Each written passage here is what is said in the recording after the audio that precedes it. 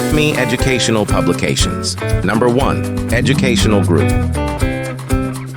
अस्सलाम वालेकुम प्यारे दोस्तों, मेरा नाम है मिंकू। उम्मीद है आप सब खैरियत से होंगे। तो बच्चों, आज हम करेंगे एक मज़ेदार मश्क और इस मश्क में हम गिनती को आदाद और अल्फाज में लिखेंगे। तो चलिए बच्चों, दिए गई चीज़ों को गिने। सबसे पहले गेंद, दी गई गेंद को गिने। 1 2 3 4 5 6, लिखिए 6। इसके बाद अंडों को गिने।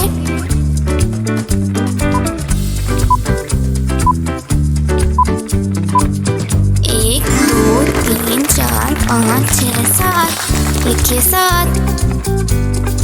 उसके बाद दिए गए बॉल्स को गिने।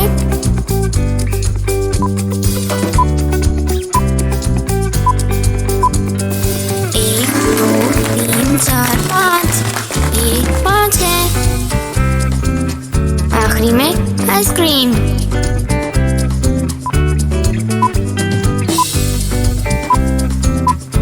1 2 3, लिखिए 3। बहुत खूब।